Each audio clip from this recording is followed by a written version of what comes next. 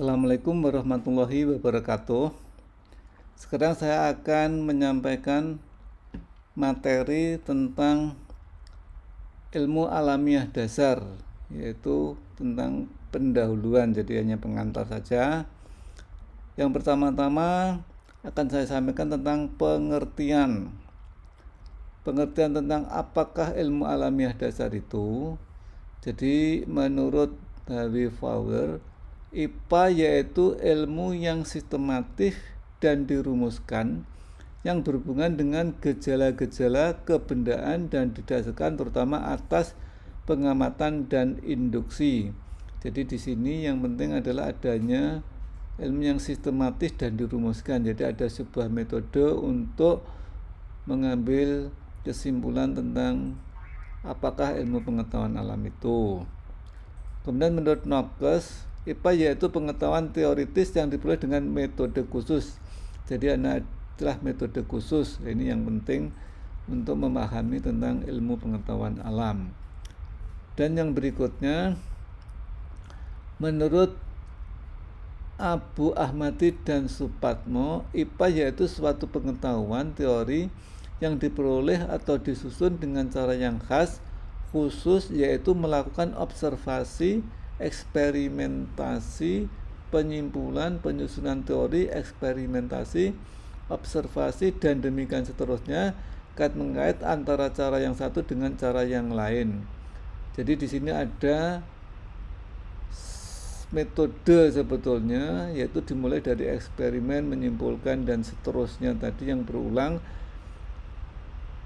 Kemudian yang berikutnya adalah IPA yaitu ilmu yang mempelajari alam dan segala isinya. Jadi intinya dari beberapa pengertian sebelumnya tadi, bahwa ilmu pengetahuan alam itu untuk memperolehnya digunakan sebuah metode. Nah, metode apakah itu? Yaitu metode ilmiah. Dan yang berikutnya kita lanjutkan tentang sifatnya.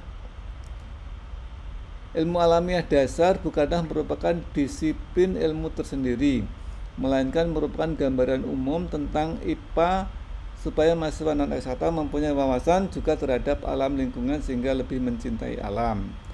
Jadi intinya adalah merupakan gambaran umum yang untuk mencintai alam.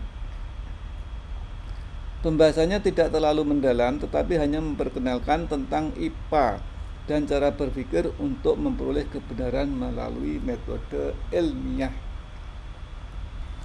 Tujuannya yaitu memperkenalkan konsep-konsep dasar dalam IPA agar lebih mencintai alam lingkungan, memberikan wawasan, pengetahuan, pengertian, dan apresiasi terhadap objek dan cara-cara pendekatan dalam IPA dan teknologi.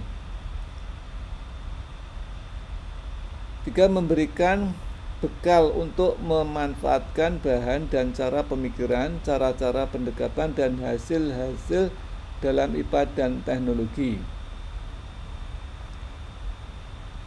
Yang keempat, mengembangkan interaksi yang selaras dari disiplin-disiplin ilmu eksakta dan non-eksakta. Jadi tujuan utamanya sebetulnya adalah supaya mahasiswa non-eksakta itu juga mencintai alam lingkungan. Jadi tidak hanya mencintai masalah-masalah sosial saja, tetapi juga tentang alam. Nah, kemudian fungsinya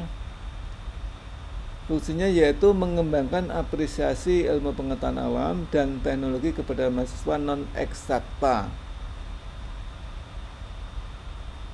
Yang kedua, mendorong dan mengembangkan kemanfaatan ilmu alamiah dasar pada perkembangan diri, ilmu, dan profesi para mahasiswa non-eksakta. Jadi nanti juga bagaimana cara berpikir tentang ilmu alam. Nah, yang terakhir adalah perkembangannya. Perkembangan ilmu alamiah dasar itu dimulai dari adanya dorongan rasa ingin tahu dari diri manusia terhadap segala sesuatu di alam. Jadi pada dasarnya manusia itu selalu ada ingin tahu terhadap segala sesuatu, apalagi segala sesuatu itu yang bersifat mungkin aneh atau yang tidak dipahami kenapa hal itu bisa terjadi. Jadi misalnya ada gunung meletus, kenapa kok gunung itu bisa meletus, ingin tahu kenapa ada gerhana matahari dan sebagainya, ada gerhana bulan, ingin tahu. Jadi rasa dorongan, rasa ingin tahu kenapa hal tersebut bisa terjadi.